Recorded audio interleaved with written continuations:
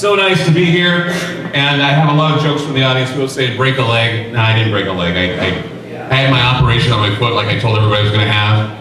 Didn't happen the first time because for some reason it was all a big healthcare mess. I mean, the healthcare system in this country, man, is a pissing match between who gets me and who doesn't get me. But finally, they got me. I went under the knife. It's probably going to be the last surgery, hopefully, that I'm ever going to see in a long time. I have just had a date with the knife from the doctor now ever since January, actually ever since November of last year. From Thanksgiving on, I was the turkey they were carving, and they still haven't stopped yet. So tonight, please bear with me if the foot gets in the way, but I'm sporting clown shoe tonight, and I'm actually feeling better tonight. Glad you're all here. Give yourselves a round of applause for being here. I'm so glad that you're here. Thank you. Thank you. Ground Zero Lounge, for those of you that are new to the lounge, we do this every Monday night. We do it Monday night at around 8 o'clock. We kind of push it later on because we want to get as many people in there here as possible. Some people are now over the other area smoking and they need to come over here and not smoke, and so it gives them time just to relax and to enjoy themselves here at Dante's. The thing about the Ground Zero Lounges is that we would like for everyone out there to if you like something you hear, applaud loudly. If you don't like something you hear, you either boo, hiss, or come up to the microphones. Even if you do like what's heard, I'd like to have a little bit of background support too. So if you want to come to the microphones, they're right here. Tonight we're being videotaped for Google Video. Thank you, Robert. Thank you, Fern, for everything you guys do. They come from London, England to be a part of this. Give them a big hand for that. I'm so pleased that happened. People come from all over. We had 2 weeks ago, we actually had some transportation folks from all over the Midwest here. And last week we had college students from PSU here, and they're actually going to do an article for the PSU paper about Ground Zero Lounge. So word's getting around, and we're working in the underground, and we're basically rebuilding everything. I know that when the cancer stuff happened, it kind of threw things out of whack, but things are rebuilding, and I'm becoming more and more satisfied with what I'm seeing and what I'm experiencing here, and what I feel from you as an audience. And so we're being broadcast on the internet tonight. Ideocast.com is the place to go to listen to these shows. And we had a little bit of a backup, but we finally got all caught up with the shows, so you can go listen to some of the shows before.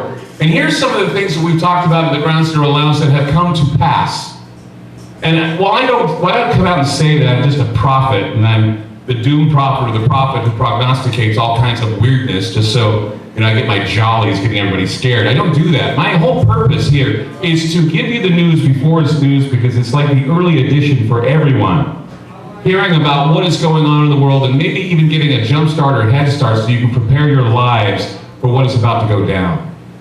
And I know for the longest time here at the Ground Zero Lounge, I was talking to people about investing in gold for first thing. And I don't normally say that, invest in gold, because I think it was kind of a scam. But then people invested in gold, and now they're making profit off of it because I told them to do that, because I see the trends. I thought, now's the time to do it. I'm not going to be like every other talk show host out there that deals in the conspiracy realm, or whatever realm you want to call it.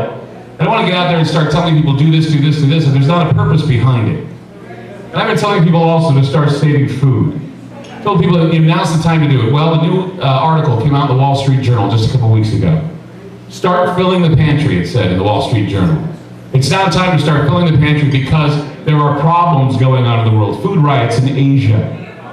There are problems going on where you can't buy rice anymore at Costco. They'll stop you if you order too many bags of rice. Food rationing happening now in our time. And we talked about it here at the Ground Zero Lounge, saying that a famine is on the way. A famine of food and a famine of knowledge, and it seems that both are transpiring now, and we've talked about it enough, and now it's arriving. And many times, when I'm talking from this stage and I say this is about to happen, I hope that it doesn't. But it just seems to me that here at the Ground Zero Lounge, the important thing is getting the word out so people know what to expect. And I also do this not looking for a popularity contest either, because I've said some things from this stage that I think a lot of people think, well, I'm not going to come to hear him anymore because he doesn't support what I believe. And I think that's the stupidest thing you can do. You come and hear somebody that you really believe in, that's okay, that's fine, it shows your support. But it really takes a person with guts and courage and balls to go somewhere and listen to somebody speak who doesn't necessarily share the same views as you do. Because how are we going to get anything done unless we hear both sides of the story? And there's more than just two sides, there's actually a third side. And that's what we try to bring out here at the Ground Zero Lounge, that middle side that seldom gets heard. That middle side where people observe both the right, the left, the red, the white, or whatever, and they see it and they want to say, look, why are you overlooking the obvious? Why are you overlooking these things? This is what's important. This is the story that's not being heard. That's what Ground Zero Lounge is about. I'm very happy to be a part of that. I'm very happy that you're a part of it as well. Tonight, once again, talking about the food shortage. I was very, very shocked as I was reading the news today about the food riots in Asia, the food riots in Africa. And people say, well, that doesn't affect me. But you need to remember, a lot of what we eat, we are now in a global economy. And with a global economy, there are things, dominoes that fall, and they do affect you. Wheat and grains and rice and things of that, foods like that are now being rationed. In Haiti now, one of the biggest delicacies that they're eating and they're feeding people are things called mud cookies. And I'm not kidding, it is actual dirt mixed with shortening, sugar, and salt. And they put them in the sun and dry them, and then they feed them to people so that they can eat. Mud cookies. And what's really interesting is that people are rationalizing, saying, I'm eating these because the magnesium that is in the dirt helps me with my digestion. What are they digesting? They're digesting absolutely nothing except these mud cookies. And this is what people are being forced to eat.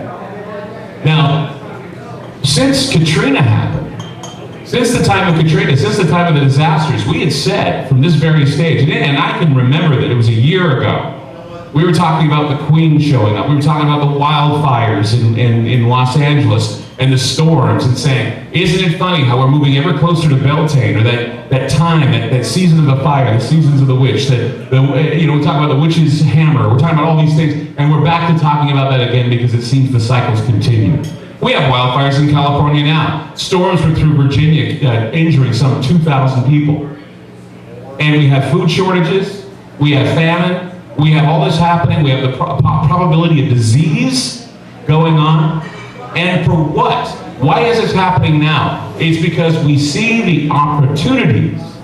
We think like they do, those who are in control, and we see the opportunities that are coming and arriving, and we can basically predict them within a year or two, maybe even 6 months tops, if we really pay attention to the trends.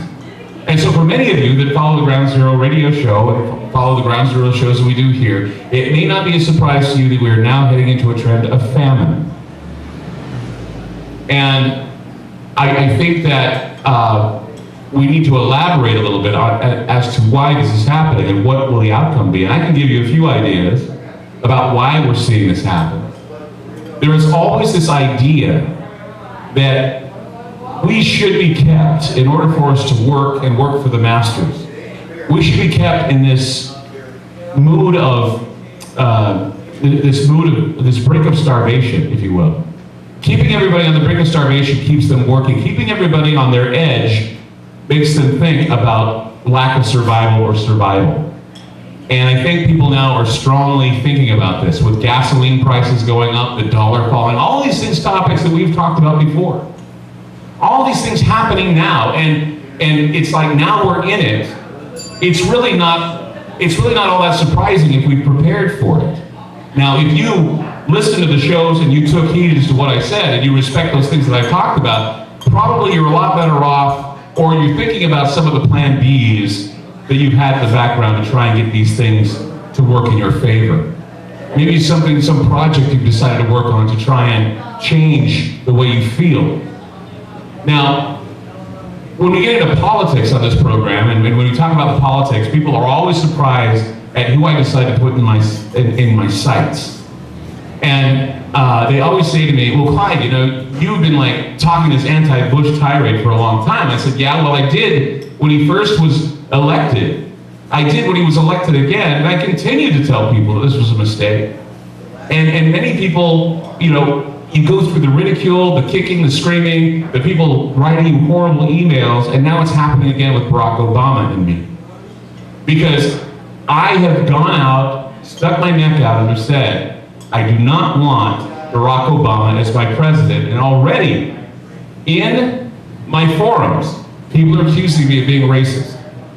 They're saying I'm racist, and they said, you could just hear the racial ugliness come out of me when I talk about this. So let me kind of clarify something for everybody who writes in my forums and basically has decided that because I feel the way I do about Obama, that I'm a racist. I want to point something out to you. Something that's happened just recently that was in the news today, and I don't know if anybody's aware of what's going on. How many people have heard what's happening in New York City right now? By applause. You have few?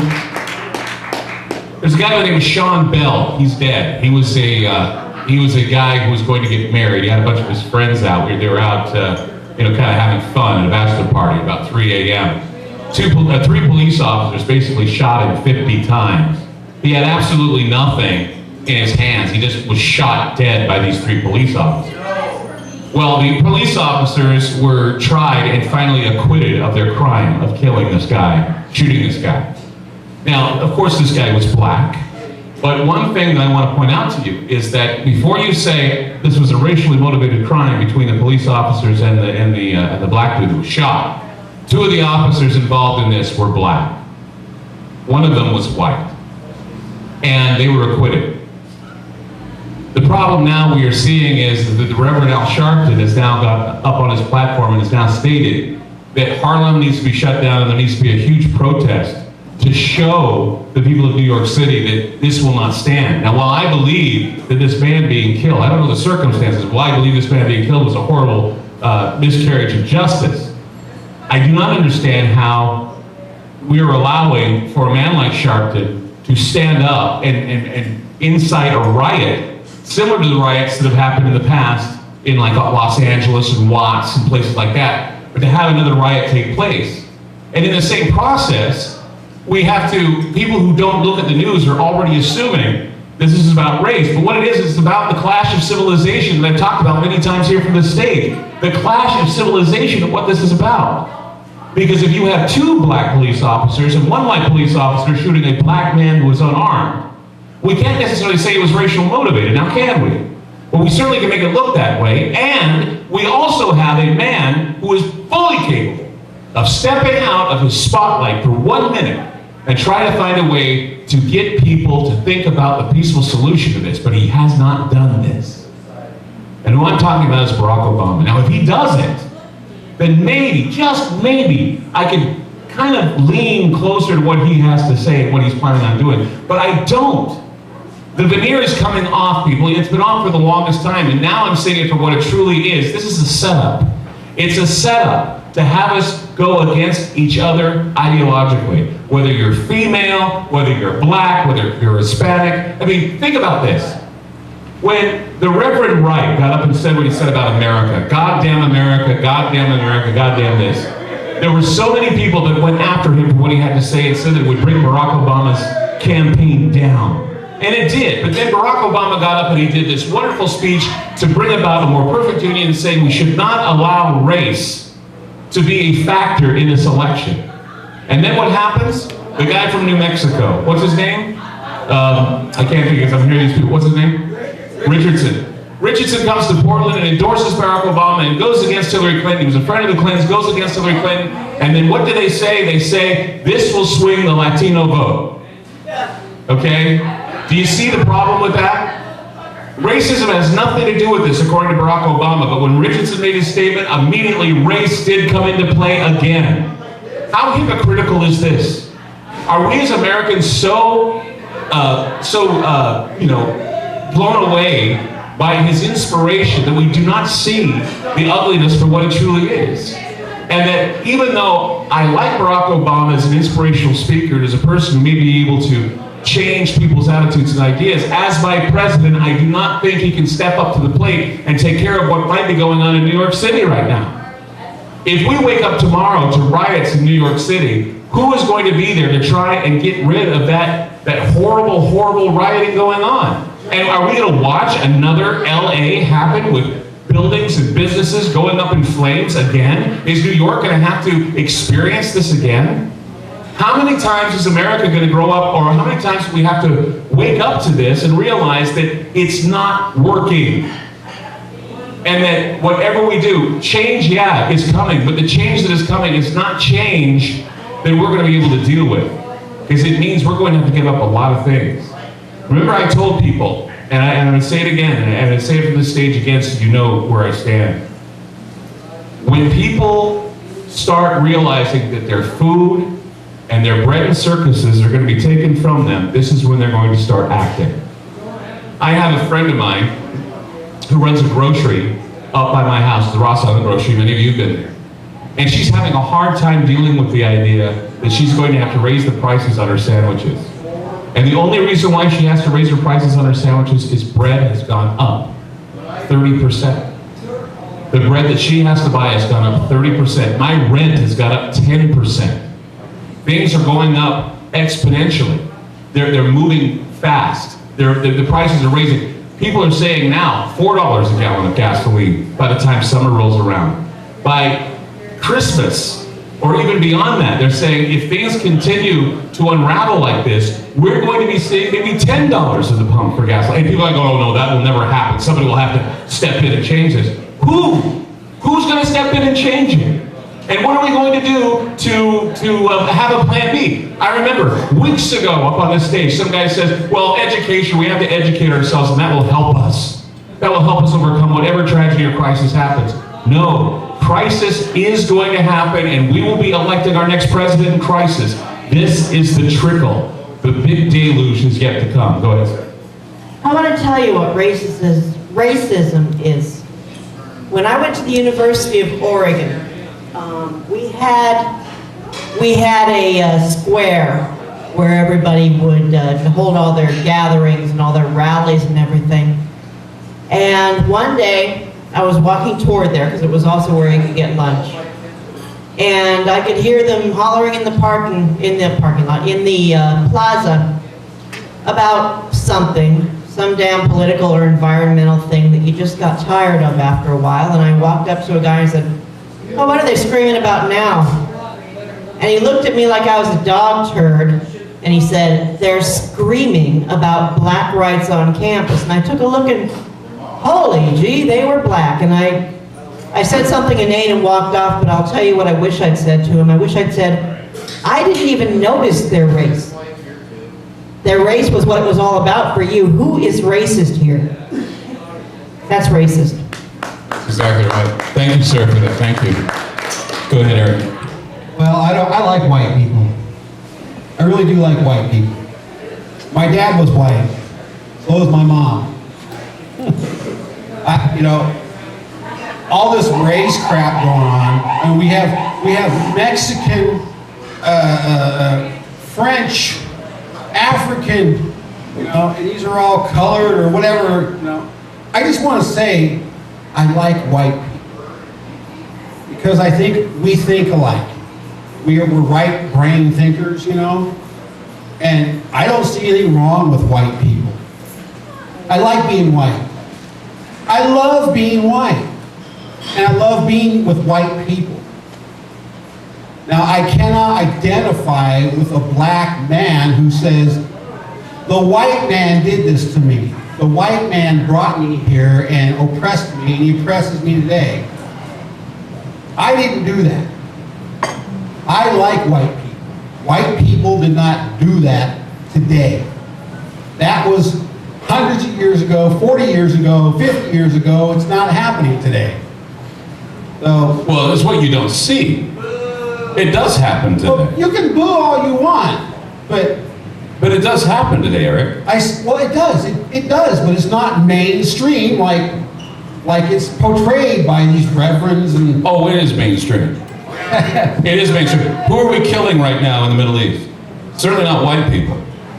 Dude, do you understand that your own family tree has been chopped down right now? I understand that, yes, okay. But that doesn't. They're not that just killing brown people. That doesn't change the fact. They killed everybody in this room. But it doesn't change the fact that even though you may, or many people in this audience may or may not, think they're racist or have any other racial biases or whatever, it's been a learning process for white people for the longest time to bury those feelings, or at least to try and overcome those tendencies. And what is going on with this witch hunt that I'm seeing happening is that those feelings are being brought to the surface and people are becoming vulnerable and unguarded, and the truth is coming to the surface. So regardless of whether or not you're saying, this doesn't affect you because you didn't bring slaves over here, it's not the point. The point is that it is happening. People are having a hard time with it, and they're having a hard time with it because of the fact that there are other people who they associate with that are in that Change my same mind. thing. I'm still proud of white people. Great. Totally proud of you people. Absolutely. I don't think a black man would want a white person to actually be ashamed of his heritage. Well, you can't say this. If these were all black people, I couldn't just say what I just said. Sure you could. And there are a lot of black people who are in the audience that have come to the shows. You can say whatever you want.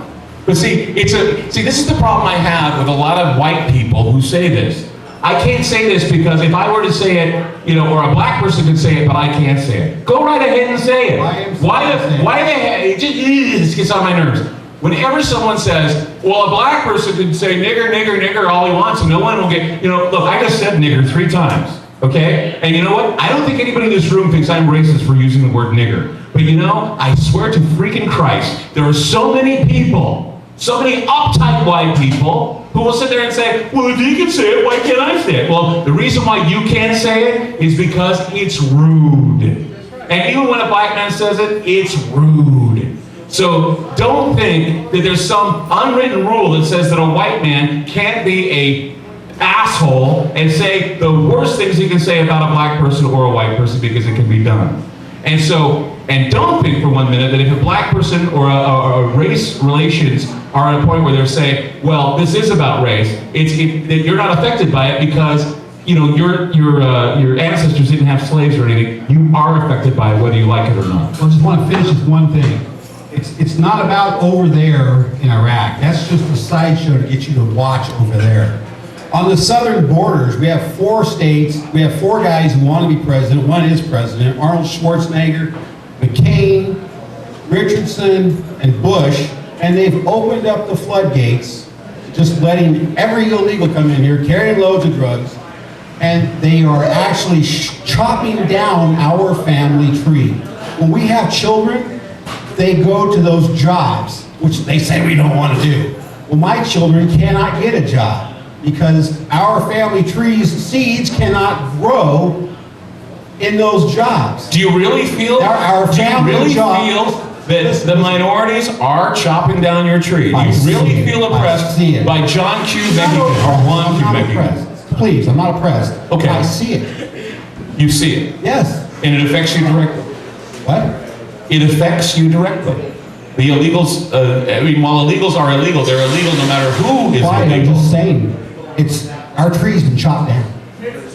Yeah, does that work for the French Canadians that come over here and work? Does it work for the Iraqis and the Iranians that come over here and work from Canada? Does that work the same both ways? Or Have they been here for 400 years? What's that? Have they been here for 400 years? What?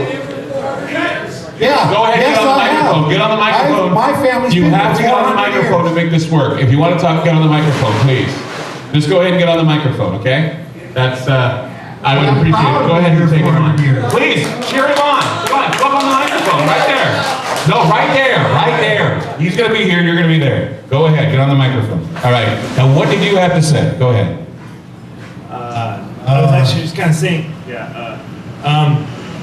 you're talking about the illegal immigrants coming into our country. Absolutely. Chopping down our family tree, right? Yes. Okay, so if your family tree bears fruit, who are the people that come to pick this fruit? Who are the people that come and sure, they're illegal, but who comes into our country and does the hard work and picks our strawberries and our blueberries and harvests our crops? It's not us. We're not taking advantage of our family tree. We're standing back and looking at our family tree and going, oh, those people shouldn't be touching our family tree. That's bull, dude.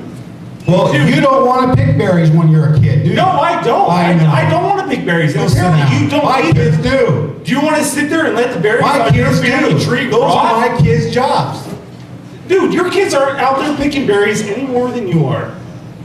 Are you being serious? Are you being serious about your kids wanting those damn cabbage picking My jobs? kids want to flip burgers. Well, yeah, okay. So your My kids can flip kids burgers, and want his to work at competition Kmart. is with fine minorities. My Every kids minority want wants a this. job. I mean, everybody from every class wants a job at McDonald's so they can live. So you trying to tell me just because the guy's got a brown skin and he gets the job over your son, that makes it bad?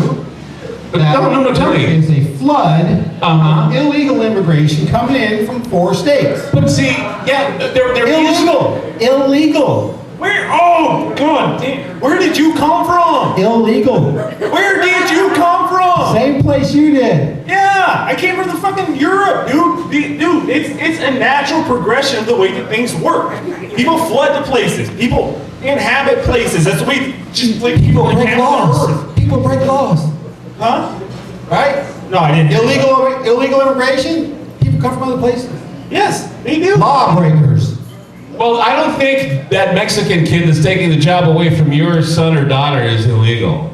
There's 2 million people. But I don't think he's illegal. That's right. He can't be illegal. The second that your son or daughter gets out there and starts flipping burgers to raise a family, good. Then you got it right, okay? But these people come over, whether illegal or not, they're doing the jobs that we don't want to do because we think that we're up here. You have been programmed to say that.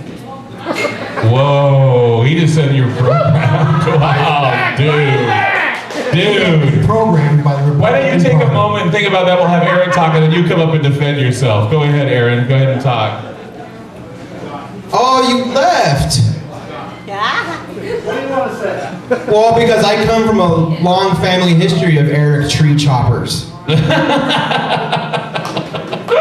I'm just wondering, how much are your kids willing to, how much do your kids ask for at McDonald's per hour? My kids are legal. How much do they want per hour? Answer my question. My kids were born here legal. So was I, ass face. Just answer. A year ago, weren't you burning $20 bills? Why don't you give your kids that money? I'll burn $100. Now, come on. No, shut up and answer the goddamn question. How much do your kids want to flip a burger? Answer the question! More than yours. Answer the question. How much do they want? Your kids don't want to work. I don't have kids. I'm fixed, ass face. Now answer my question. Mister, you've been programmed. Try to answer my one question. Answer the Your question, kid Eric. that is itching to do the work of the illegal Answer the- Mexican. okay, How answer much does he want an hour? You guys Insulted me 10 times. And what's the question? Hey guys, what was the question? How much do you think to flip a burger? Funny, they all heard it. How much does your child want to flip a burger? How much does he want to be paid to flip a burger? Well, since they're right out of high school, you'd expect minimum wage, wouldn't you? Minimum wage. Okay. Okay, so now what do you say to the companies that are willing to skip the law and pay the illegal Mexican worker that will work for less than that? Because I they will would do say they're anything. breaking the law. Who? Think, ass face. No, who's breaking the law? The ones who are trying to make their lives better, which is what your family did 400 years ago to come over here and kill indigenous people. And by the way, I've got a good feeling that Mexicans were here a lot longer before your people got here. Yeah, your people brought like yummy smallpox and rape to take over, so. Bad white people, right? No, I'm also half Italian, so I've got like these mixed emotions. I've got the rape. You're an the rape- eggplant. You're an eggplant. I'm all screwed up. I'm this spaghetti beaner Mexi walk. Something like that, yeah. I think that it's obvious. Eric, I just think you like to come up here and get attention. And depending on whatever the topic is of the day, that's what you come up here with. A year ago, you were talking about This how is Jesus. my topic. A year ago, you came up here about how Jesus loved everyone, regardless of their race, creed, or color, and you were burning money to defeat the man. But now that that's no longer in fashion, you got to come up here and bring up your white pride and how much illegal immigrants are trying to destroy your poor cut-down tree. Just admit that you want the. Just admit that you want the attention, and this is the only place people listen to you. It's your family tree. I don't have. What do you mean it's my family tree? You're the fruit of your own family tree, aren't you? Yeah. I'm good and juicy and tasty. Now, you have something to say too, or do you want to have something to add to him, or? I'd like to bring us Or back to yell at one of me, the that's points made about the picking of the fruit. And one of the reasons You right on the microphone, please. One of the reasons that George Bush supported the idea of an Immigrant Worker Act is because without allowing immigrants in, the facts stand, the fruit rots in the fields. And so you've got to bring people in or you've got to raise the wage for picking. One of the problems that I have, especially, and this is, we're looking at two types of racism. We've got the black and the white, and we have also the regular Latino against the white, and et cetera, et cetera, et cetera. Problem I have with the Latino stuff is that yes, there are illegal aliens that come into this country, but there are illegal aliens that come in from everywhere. And the only reason why, yes, and the only reason why we pick on the Mexicans is because they're brown. They look different than we do. And we always associate them with being poor and disease. I don't, because most you of do. them are poor and diseased. What do you mean, I don't, you do? What are you talking I about? don't pick on them because they're brown. Well, why do you pick on them then? The word is illegal. They're illegal. I talked about the illegal part, yes. But you can't tell if they're illegal or not unless they have their papers and you can prove it. Oh, I'm sorry. I can tell if they're illegal if they're brown. No. How else are you going to give a flying fuck about whether or not John Q. Mexican is serving you your goddamn Big Mac unless you know they have papers and they're illegal? You just assume that they are because they're Mexican, obviously. In the last hour, 50 of them just came across the border. Okay, and your point? Illegal. Illegal There or... goes our jobs. No, that doesn't happen like that. Because the corporations are hiring them because they work for cheaper, right? You tell me one teenager that's going to want to work the same job as a Mexican that By crosses the way, the I border. like you too, even though you're white. I don't understand. Go ahead, Sarah. Employers that have people flip burgers require that people have 2 or 3 pieces of ID proving that they are legal, and then they check it because they're shit scared of liability. What kind of jobs do your kids want that their standards are so low that they'll go work for somebody that doesn't do that and operates outside the laws? That's the best your kids can do? I'm going to tell you now, I do not endorse illegal aliens in this country, and I don't think anybody does. However, we get into this very, very, very nebulous borderline when we start talking about Latino immigration in this country. And the reason why is because I see it as xenophobia. And it's the utmost xenophobia out there because, you know, immediately you have stuff going on like, well, they're illegal and they're working the McDonald's. How do you know if they're illegal working at the McDonald's unless they have no papers or identification? As Sarah pointed out, they have to have that. They have. Are you guys arguing still? Are you guys, if you're going to argue, take it up front. But I'm just saying that we need to understand that, yes, there are illegals out there. Who knows what to do with the illegals? But we can't sit there and focus our attention on the illegals that come from south of the border when there are plenty of illegals that are far more dangerous coming in north of the border. 30 million! I don't care how many brown people are coming over the fucking Mexican border. Your terrorists are coming from Canada. And that's a fact. No, they're not. Oh, yes, they are. Come to the south. No, they're not. They're not. They're not coming from the south. The poor guys are coming from the south ready to pick your fucking strawberries and your tomatoes so you don't pay $15 for a goddamn tomato slice. The people that are coming in from Canada are your terrorists because they're more organized. They're mostly, they're from other countries. They're from Europe. They're from the Middle East. They're from all over Europe and the Middle East. Those guys have money backing them to get them over the borders because we're not looking there for our intruders. We're looking at those brown people down there that stink and have disease and take the McDonald's jobs away from our kids. Fuck! Let's all be crying about it. Fuck you and everything else. Jesus Christ. Can you imagine? I mean, that's why I have a problem with all these people that talk about the freaking Latin invasion. Fuck you. We're looking down there at them coming in, and we're not looking where the real shit's coming in, and that's from the Canada-American borders and the New York harbor where they come in too. And they come in and they do it legally, or appear to do it legally.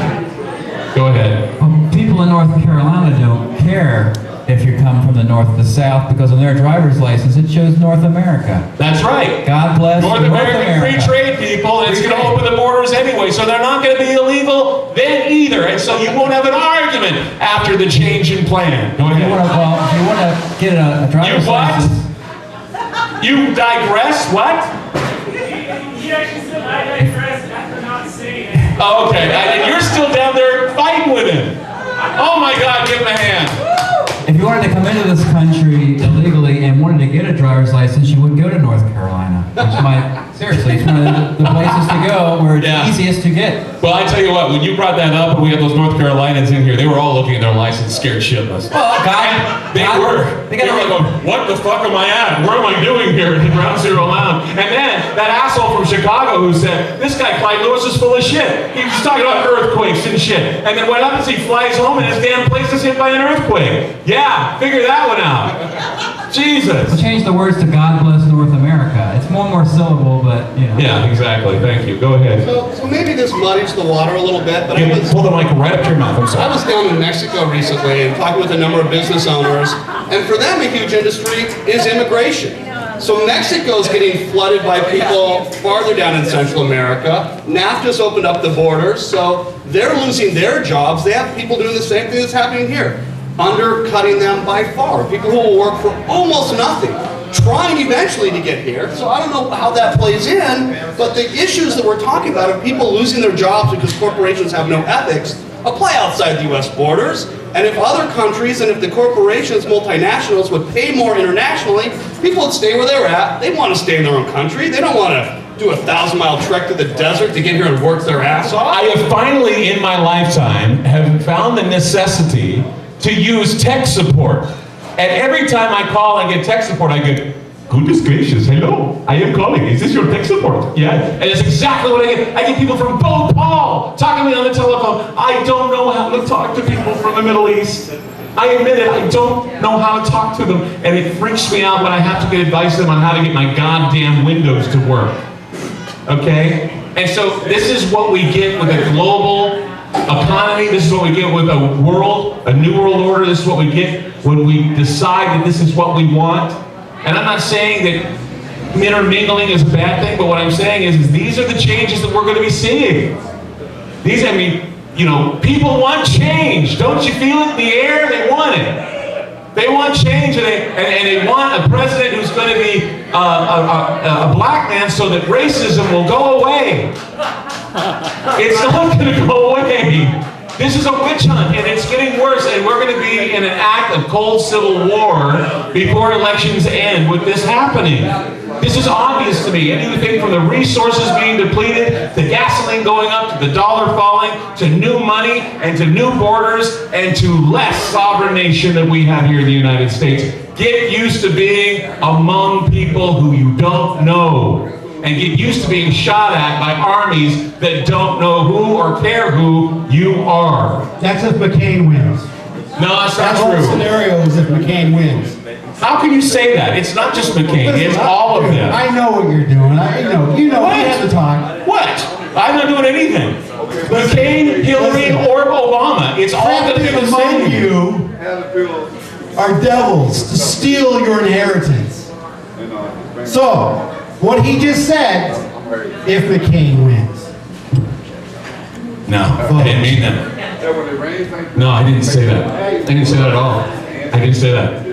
I didn't say that if McCain wins, or it's going to be the same whomever wins. Go ahead. Actually, if there is a civil war and there's a problem with if something happens to Obama, he's attacked or something like that, the next president of the United States, unfortunately, might be George W. Bush. That could happen too. Proposition 51. That could happen too. I don't know if we're going to go that far, but that could happen too. You know, here's something I wanted to get to before I shut the show down. You know, last week I was talking about this whole situation in Texas with the polygamous cult. Remember I was talking about that, and I was kind of speculating on the idea that I said I had heard in the news groups that the 16-year-old girl that called in to say that she was being abused by her 50-year-old husband was a hoax that was done by a 33-year-old woman. Yeah, it was done by a 33-year-old woman. And the 33-year-old woman that did it was a delegate of Barack Obama's. And she got off. She broke the law, but they're saying the ends justify the means. And that's why this happened. And so you won't hear that in the news. It was a Barack Obama delegate who phoned in that hoax. And she also used the name of a woman named Flora Jessup, who was a part of the Tapestry organization, who already escaped from a polygamous cult. So she basically exploited an old case that I had talked about at Ground Zero a long time ago. Alex Answer from outside of the boxes here. Give him a hand. He does his show on cable. And go ahead, Alex. I'm just going to add to that, these kids, over 400 of them now, no due process. They should go to court if that was actually taking place and find someone guilty and then go ahead and steal someone's kids and put in foster care. But people aren't even thinking about that. Like, here are these kids, all of a sudden they were eating vegetables, they were being homeschooled, all of a sudden siblings being separated. Again, no due process, no court of law, just this is how it is. Because we already have heard the word cult, and we already have heard that they're dangerous. We've already heard they need to be shoved off and be forgotten. Do you want to say something else? Yeah, real quick, I don't want to steer your thunder, Clyde. I know you got a lot to talk about, and I'm sure you covered this before I walked in the door, but being someone that also talks about some of this stuff too, I can't, like, we can't have a full intellectual conversation without really getting into the whole food issue, with all the food riots going on. I'm sure you guys already know about that. But Oregon, you know, we're producing a lot of ethanol. We're not growing enough food in our own state, so even our own governor and mayor, they have to get their priorities straight because a lot of the stuff's really going to come home. So on the topic of migrants picking our food, we actually have to go back to a reality where we're doing it ourselves. We need to actually be having these conversations more. Let's grow more food. Let's grow more fruit trees. Let's deal with the fact that we got too many shrubs laying around. But you know what the we problem- don't have enough food in this country, and what we do have, we're exporting out. Go ahead. You know what the problem is, and I think you'd agree with me. I was going to get to this too. I am sick and damn tired of greenwashing. I am sick and damn tired of greenwashing. When anybody comes up to me and says, is it green or does this have something green? I look at them and I say, please don't fucking say that to me again. I was at a gathering with Nick Fish, who was running for city council. And he was talking about some of the priority monies that were going to go into green or global warming. I looked him right in the eye and I go, what the hell does that mean?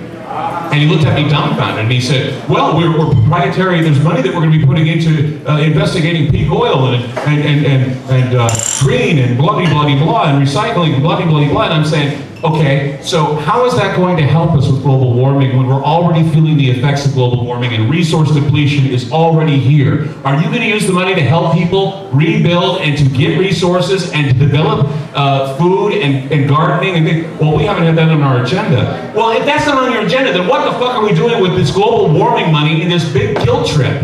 My God, do we have to pay for everything now? For their screw-ups? They're making you think that it's all your fault, that this environment's going to hell, and that everything's falling apart. It's not your fault, it's their fault, and they're cashing in on it. Why do you think we're having these food wars? We're having these food wars because they're going to have companies like Monsanto and several other companies come forward and say, we're going to feed the world. Just give us your money and we'll show you how with genetically modified foods and test tube meat. Give me a fucking break. This is, Jesus, I mean, are you going to believe this? Global warming is a farce. It has become the most diabolical fucking thing I have ever heard in my life because it is getting people to pay out and shell out more money for shit that's not working. It doesn't work.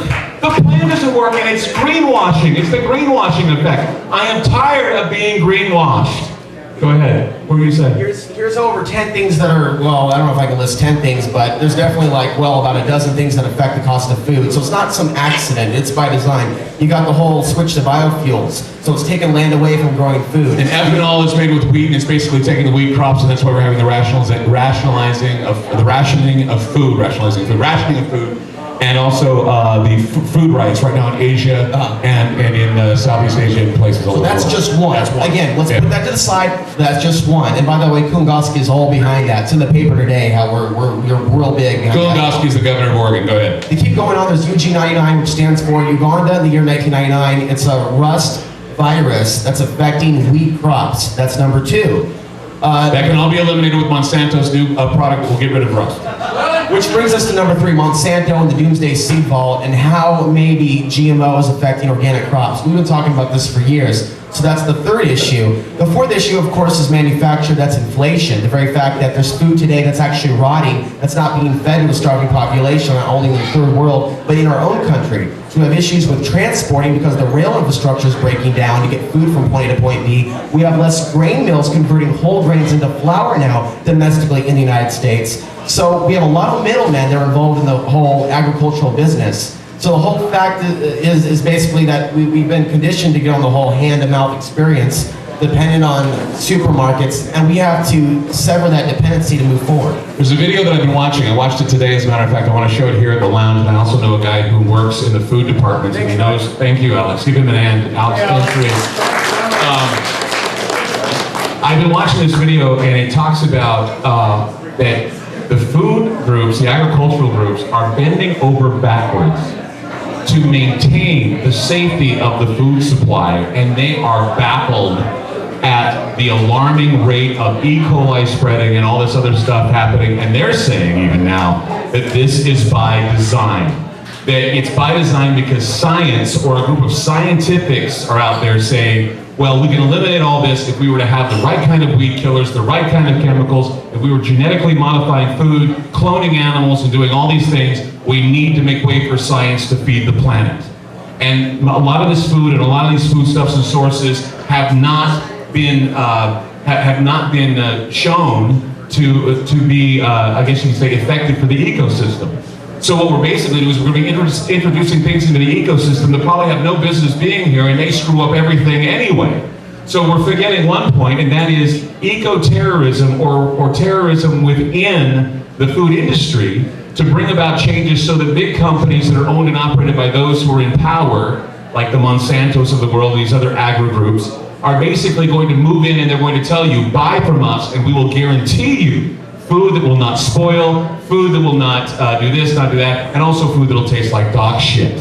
And that's something else we have to do with flavor and sustenance and nutrition. There was an argument that I saw today in one of the blogs that really had me angry, and that was, somebody was saying, well, the food shortage is a scam because in America there is no food shortage because there's so many fat people in the world, in the United States.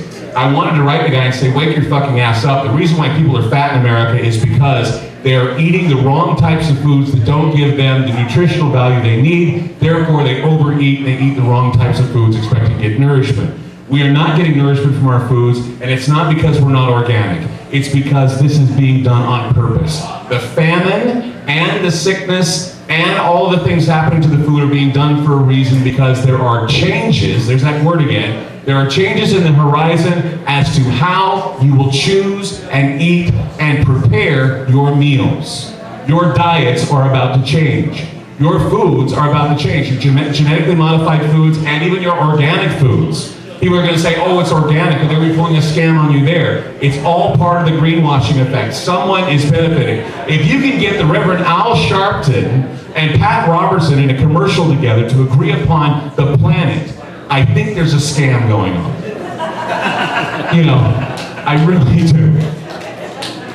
You know, you see Newt Gingrich and Pelosi together on a sofa saying we need to all work on a. Somebody gave them the great plan, and that great plan is to swindle people into believing that everything is their fault. You have to pay for your sins. You have sinned against the economy. You have sinned against the environment. You have sinned against your political background, and even sinned against your fucking race, if you want to get really, really dirty and nasty about it. And so in order for you to be washed away of your sins, you have to vote a certain way, you have to eat a certain food, you have to partake in a certain type of activism, such as greenism or whatever else you want to call it. And this is becoming so goddamn contrived that I'm hoping people can see through it and understand that it's all one big dog and pony show. It really, truly is. It really is, exactly. I heard you say that, Eric. I should say it on the microphone. It's problem, reaction, solution. They've done this from the very beginning. It's the idea that they get you riled up for something, they give you the problem and the crisis that's going to happen, and all along they have the answer to that problem. They have the antidote, they've had it all along, and in the meantime they're getting you to pay dearly, and pay a lot, for the mistakes and the shit that they've caused. This war in Iraq and Afghanistan has basically raped the planet's resources. They know it, and they're now telling you it's your fault. Now, you need to start pushing back and start having these people, if they start talking about green and start talking about global warming, you need to ask them just what the hell they're going to do with that money to help global warming. Here's something else. 4 weeks ago, I had talked with Shota Sono, I had talked with Sam Adams, they're both candidates for mayor here in Portland, Oregon, and I asked them about resource depletion management. I said, global warming, people are saying we're preventing global warming. Global warming is already happening if we notice the climate change.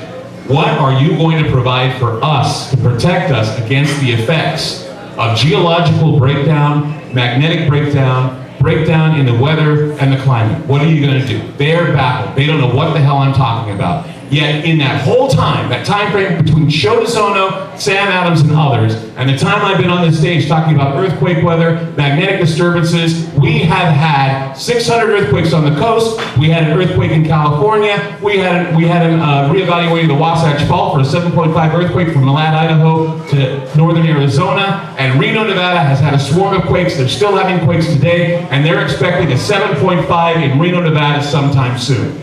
Now, And a 9 here. and yes, and a 9 here. You're right. Very good. A 9 here. So, if I can be a guy on a stage doing a talk show at a bar telling you that earthquakes are about to happen, and several of them do in the United States, and I can report it from this show, and everybody heard me say this, how the hell is it some reach for the USGS to have some woman on the George Norrie show say that there's going to be a 5.7 earthquake on the San Andreas Fault within 30 years? Fuck you. You know, that's a real good prediction. I am glad you had the time to tell us that we have 30 years to prepare for the big one, when the big ones are happening all over. I'm not sure why you're bringing earthquakes into this. Have you read the news?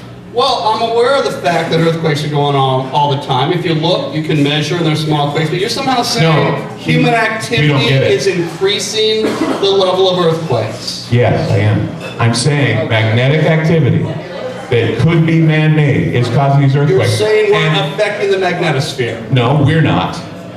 The military is. Okay. Okay. We have things like HARP going on. We have shark attacks and all this shit going on that's unheard of all of a sudden. And yes, I know earthquakes happen all the time. Okay, don't get me wrong. But if I can get on this stage and say, And I'm familiar with HARP. So I'm Okay, familiar with some of good, these things. okay. I still doubt whether that All right. had anything to But- do with global earthquake Okay. numbers. No, wait a minute. If I can get on this stage 2 weeks prior to the 500 earthquakes sitting off the coast, and say that earthquakes are going to happen, if I then, after those 500 earthquakes, tell you that another earthquake is going to hit in some strange area, and we have a group of people from Chicago here hearing me, and then they go back to their southern Illinois and Chicago, Illinois, and they have a 200-mile earthquake. And then if I can tell you that more are on the way in Reno, how am I doing this? I'm not some guy with a crystal ball, and I haven't made a pact with the devil. Earthquakes are always occurring. So But no, I'm pinpointing them in the places where they're happening. How can I do that? I'll tell you this, if you can actually pinpoint where earthquakes are going to happen, you could make a fortune in the next... Have I been pinpointing the earthquakes? We've got a record of them, am I correct? We have been pinpointing, yes. We have been pinpointing earthquakes from this very stage every time I open my mouth about them. And it's not because I always talk about, how many times do I talk about earthquakes on this stage in the past year, 2 years ago? Didn't. I just started doing it and now they're happening. Give me your next pinpoint. Next pinpoint. You don't even need to do it now, we can talk later. Okay, we'll talk later, no problem, go ahead. You know, just in the last year, I discovered that the Federal Reserve System was a private organization and printed money at will. You know, there's a lot of things we talk about in our economy and our civilization. Is there any kind of organizations or anything we can do to get together and help educate and work together for, instead of just mulling this shit over and over and over? We mull this shit over at the Ground Zero Lounge and you do with it what you will. That's the way I always look at it. I mean, Is there anything there? there are organizations I'm sure you can join, but I think that it all starts with yourself. I think that, you can have an organization that will take your money and then they'll just leave you penniless. But if you have an organization that really gets together and discusses these problems and finds solutions to what we can do, I would suggest the following. My community actually has gotten together and has decided how they have set aside food at the Ross Island Grocery where I live that will be set aside for the neighborhood if the neighborhood ever comes into a situation where there's mudslides and problems. We have already taken that into consideration. We have now designated the Ross Island Grocery as our hub if anything happens to go wrong. We will all meet there, and then with the food there, we will try and help people out in the process. So we have discussed this. And so we've done it on our own. We don't need some organization with some group that's out of Washington, D.C. to tell us what to do. We as concerned citizens can use our voice as a weapon of choice and go in and say, this is what we want, this is what we demand. Now the people that are in the places of power will look at you and shake their heads and go, well, you need a committee, you need all this stuff. You don't need a committee. You need a place like the Ground Zero Lounge to start thinking about it and hearing about it, and then we need people who are strong enough to organize themselves and put shit together on their own. And thank God for those people. Go ahead. I just want to keep this real brief. I want you to follow up on what you were saying about local politics, because I was reading about their little popularity contest that's going to be going on across the street in a couple days between. Actually, it's going tonight. Tonight? It's tonight. Between Show and Adams, and I kept hearing the report for it, and it was all about who would be the coolest, who would know the most trivia. So people are going to be watching this, and. Who's the coolest? No, seriously, who's the coolest? Who's the most suave? Who really relates to Portlanders in terms of joking and mannering and things of the trivial? Isn't that how it is, though, the Democratic Convention? Who's the coolest? Biggest Well, hipster. Who's the coolest guy? Obama. Yeah, Hey, who's the Obama hottest girl. and who's the Hey. coolest and who's the misogynist that'll Take a say look bad at things Obama. about Hillary and who's the racist that'll say bad things about Obama? This is where we have wound up and ended up, and I think it's pathetic and I think it's sickening. And I think that, we need to remember the big picture in all of our decisions, and we need to also remember that people are human beings. And that, when we start dividing ourselves with Republican and Democrat, when we start saying to ourselves we're a blue state and a red state, you need to remember, and I say this on Alex's show and several other shows, it's not a red state or blue state, it's the state against you. Remember that. They'll do everything in their power to keep you from getting those things that you want. That's life, liberty, and the pursuit of happiness. And I'm sorry, but somewhere along the line, they wanted it worse than you. And since they have the power and the money to do it, they don't give a shit about you. All they care about is your vote and you encouraging them to keep fucking you. And they're going to keep doing it as long as you keep allowing them to do it. You need to inform yourself, and you can't sit there and be passionate, obsessive about candidates like they're rock stars. They're not rock stars. They're being put in these positions to find new ways to fuck you over, and they're going to do it. Even Obama, even Hillary, even McCain, they all have their lessons on how to give you the fist, and they'll do it. I mean, nothing changes in government. What changes is the people need to wake up and know that they are getting it, and they need to start saying something about it. And I know that there are so many people that I talk with that are people who are in the armed forces, people that are in police uniforms, people all over that have said that if this does not change things, that there will be changes to be made. And it will be the changes that we don't want to see. And it can happen here in the United States. But believe me, we're not a country that isn't immune to something like that happening in the streets of our cities and towns. Go ahead. I have seen that, we just said, for the last 8 years. What's that? Getting the fist, Yeah, okay. getting bent over. Sure. And it's going to happen again. I don't think so. You don't think so? No. You think that you think that, like they said last year, this is the biggest election of our lives. Such a giant step of screwing America that they can't take anymore. Only if we give it to them can they take another giant leap. And how many Americans are going to give it to them willingly? I don't think any of these people are. Well, of course not, because they're informed of the Ground Zero Lounge people. I don't think everybody in the Ground Zero Lounge is going to vote. But what I want to tell you is that this room does not represent America. What represents America are people in this victim-savior mentality. They continually think they're victimized. They continually think that they've been screwed over, and they want a savior, and they're going to find one. That's why we keep hearing that this is the most important election of our lives. Every goddamn election is the most important one. It's not your duty to vote. It isn't. No, we're not going to go there. It's not your duty to vote, and don't say that ever again. It's not. It really isn't your duty to vote. It's not your duty to encourage them. Kiss your ass goodbye. No! Are you trying to tell me that your vote's going to matter with whoever you're going to vote for? My vote is not going to matter because I'm not going to give them the opportunity. I heard you for 3 years tell people don't vote. I say it again, don't vote. And if you write in anybody, write in Satan. Write in the lesser of two evils, but you can have evil all the time. Why not? Yeah, there goes my credibility out the window. Yeah, right on. Right on. You've seen what happened for the last 8 years. Yeah, I've seen what has happened. You did not win. This time you can win. Don't listen to that. Okay. Thanks for your optimism, and we'll deeply know. Okay. Whew. Okay. Anybody else have anything to say? Because I gotta shut this down fast. Yeah. Okay, go ahead, quickly. We can't can't win because we have 3 senators running for president. They're all lying. They're senators and their mouths are moving. They're all lying and they're all gonna fuck us. No, we can't win. I agree wholeheartedly. We will win. People always say, what is your solution? My solution is reform. My solution is scrutinizing and no more forced card votes. We have in other countries, they have nearly 17 people on the ballot to run for their president and their leaders. We narrow it down to 2. And even then, our founding fathers said that you don't even know who the fuck or what the fuck you're voting for. So then we have the Electoral College to basically decide our votes for us. So regardless of whatever hopes and dreams you have, whether it is an election of cynicism or an election of hope, someone is going to get the screws put to them.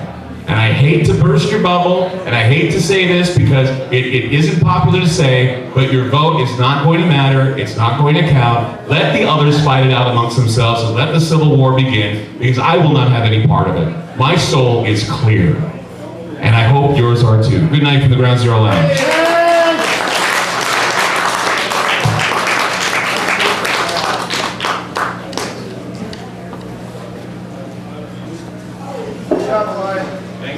Great job, Clyde. Yeah, thanks, Clyde.